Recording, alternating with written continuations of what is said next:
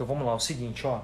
A colega Caroline, ela mandou esse caso, né? E da seguinte maneira ela veio falar comigo, falou, olha, ainda não avaliei esse paciente clinicamente, ainda não fiz a primeira consulta com esse paciente. Vou fazer minha primeira consulta na semana que vem, isso ela falou na segunda-feira, então na semana que vem ela vai estar avaliando esse paciente pela primeira vez, mas já foi encaminhado para ela com a documentação, né? Então ela resolveu trocar uma ideia comigo antes, ela que está com a gente na turma 4 do Sniper. Então eu falei com ela, Caroline, vamos fazer isso aí ao vivo, tá? Então me passe a documentação que a gente vai fazer esse planejamento aí ao vivo. Ela já logo veio com a situação, né, grave do paciente, de uma má oclusão bem extrema, de classe 3, mordida aberta. Olha aqui, ó, vocês vão estar acompanhando aqui, ó, deixa eu colocar.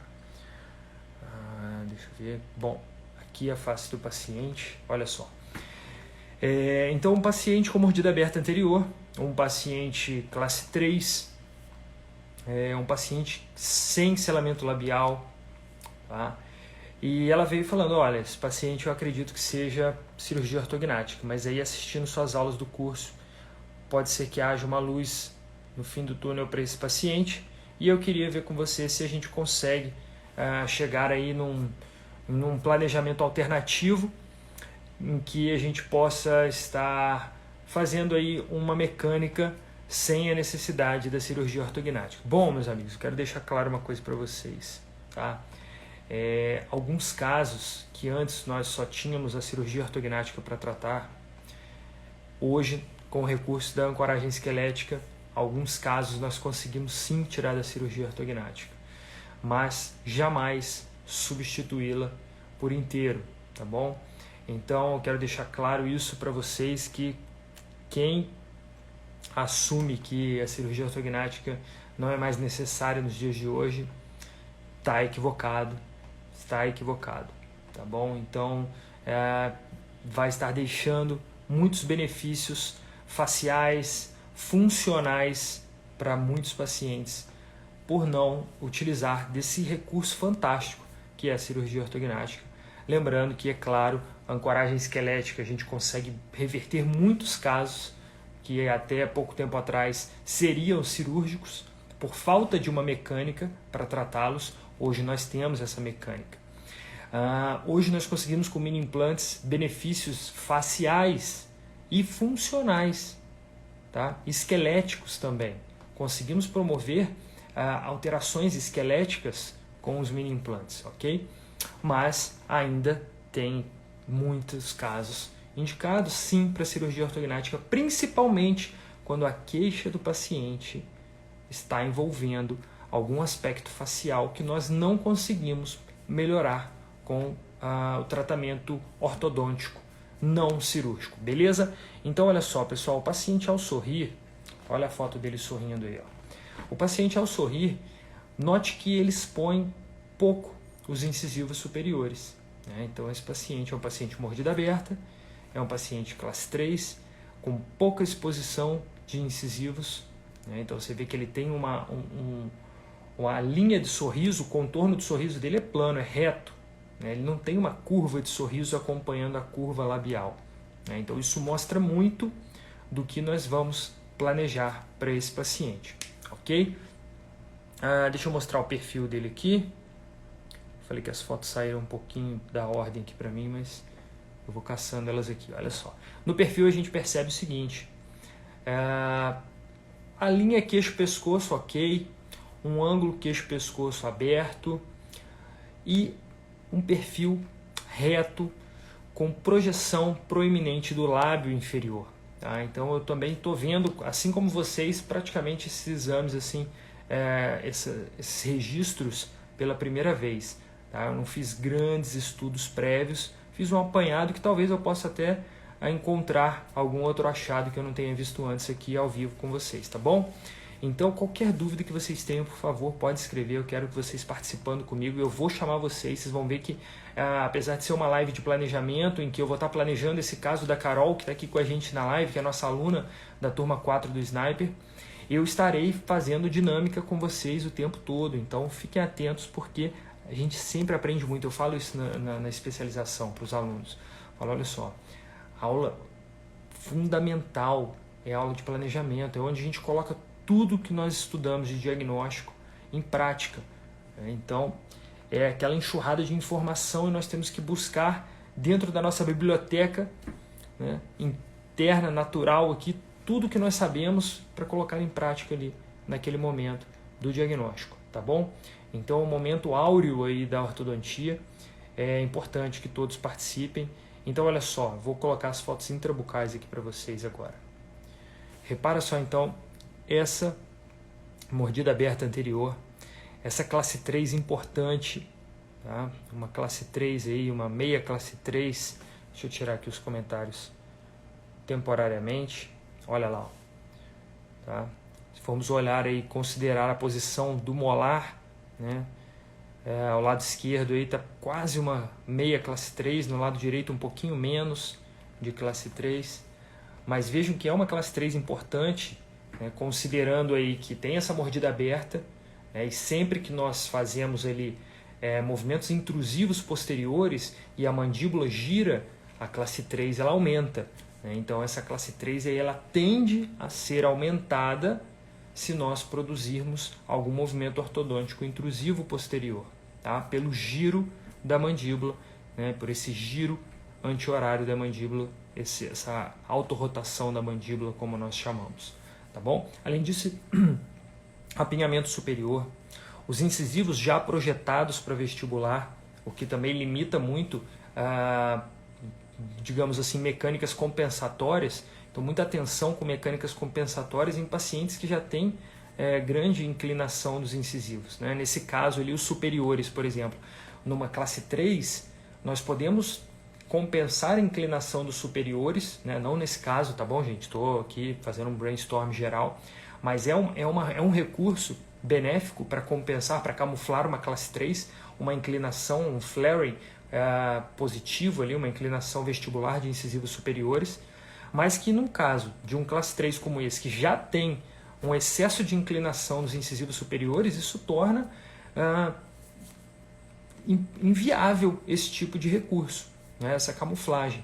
Tá? O inferior, o contrário, no classe 3, né, nós tendemos a inclinar para lingual. No caso dele, está inclinado para vestibular, né, a foto sai um pouco cortada, mas tudo bem, dá para a gente ter uma noção ali que tem uma certa já inclinação para vestibular, daria para compensar, mas calma que o melhor está por vir ainda.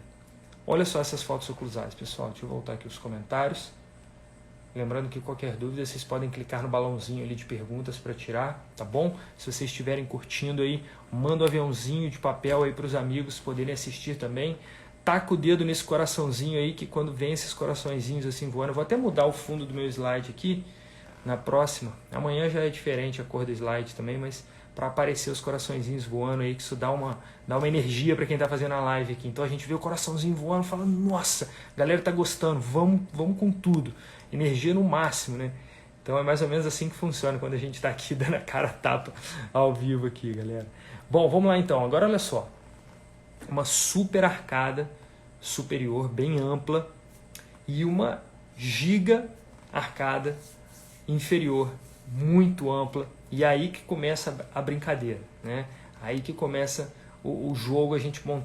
Nós montamos aí algumas peças desse quebra-cabeça e aí que vem alguns dos pulos do gato, digamos assim, durante o diagnóstico, né? A gente tem muito a olhar os dentes, né? Aí põe uma tele lateral e daí olha,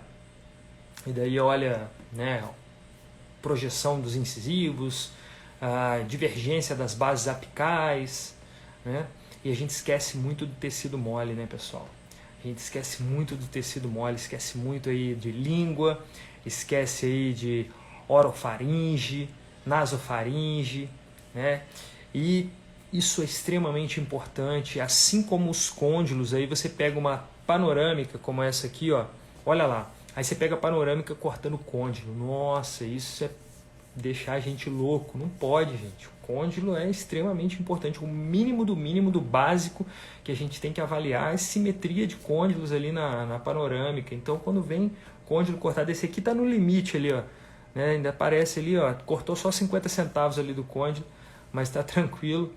A gente ainda consegue ver ali que realmente tem ali uma questão assimétrica, né, de ramo, de côndilo, tá? E aí na tela a gente vê, olha, essa mordida aberta, né, que tem um caráter esquelético, mas tem um caráter dentário fortíssimo também, ok? Então eu fiz meu planejamento muito tomando, na verdade, assim, muito voltado para essa parte facial, para a parte dentária do paciente. Então eu quero ver se vocês vão concordar comigo com o que eu vou falar aqui, tá legal? Deixa eu voltar aqui para as fotos intrabucais, deixa eu ver se faltou alguma coisa aqui de relevante para passar. Vamos lá, essa classe 3, beleza, alguns diastemas, diastema no inferior, apinhamento no superior, isso aí até é beleza, ok, legal para a gente camuflar aí essa classe 3, né, no caso de uma camuflagem da classe 3, mas nós observamos aqui, olha só pessoal, na tele, né, que o paciente, né, ele apresenta os incisivos inferiores no limite, né, da vestibularização, ou seja, ele digamos que estaria bem posicionado, né, mas olha a curva dele inferior, a curva de Spee, como ela é invertida, né? Ou seja, planificar essa curva, ela vai ser benéfica para esse paciente. A superior também, né? Ela está super acentuada, então deixá-la mais plana, essa curva superior, também vai ajudar demais, né? Nesse caso. Um outro detalhe importante que eu quero mostrar para vocês, tá? E aí eu vou colocar aqui, deixa eu ver qual que é, beleza, aqui ó. E aí eu traço o plano oclusal estético funcional, olha só, o POEF, essa linha rosa que está ali embaixo, que vocês estão vendo, e ela mostra pra gente que os incisivos estão muito longe do plano, né? Então o inferior, ele tem que estar, o ideal ali para ele, 0 até -2, digamos assim, é aceitável -2, mas o ideal é o 0, ou seja, o incisivo inferior tocando nesse plano. Você deve estar perguntando, poxa, mas como traça esse plano? O POEF, né, que foi descrito na literatura pelo grande Carlos Alexandre Câmara e Renato Passequian Martins, dois feras, né, que descreveram na literatura e determinaram esse plano ali como uma referência, né, estética e funcional. Eu uso bastante, é claro que associado aqui, olha, associado ao sorriso do paciente. Então, por exemplo, o que determina se num caso de mordida aberta eu vou fazer extrusão anterior, ou se eu vou fazer intrusão posterior. Eu vejo o sorriso do paciente, exposição de incisivos, e eu utilizo como recurso também o plano oclusal estético funcional, o POEF. Tá? E aí a gente observa o seguinte, nós temos ali essa distância do inferior, ou seja, esse incisivo inferior ele precisa subir em direção a esse plano oclusal. Tá? E esse plano oclusal ele é traçado do contato dos primeiros molares, tá? Então ali os contatos antagônicos ali dos primeiros molares, superior com inferior, tá bom? Com o ponto estômio. O ponto estômio é o ponto mais inferior do lábio superior, beleza?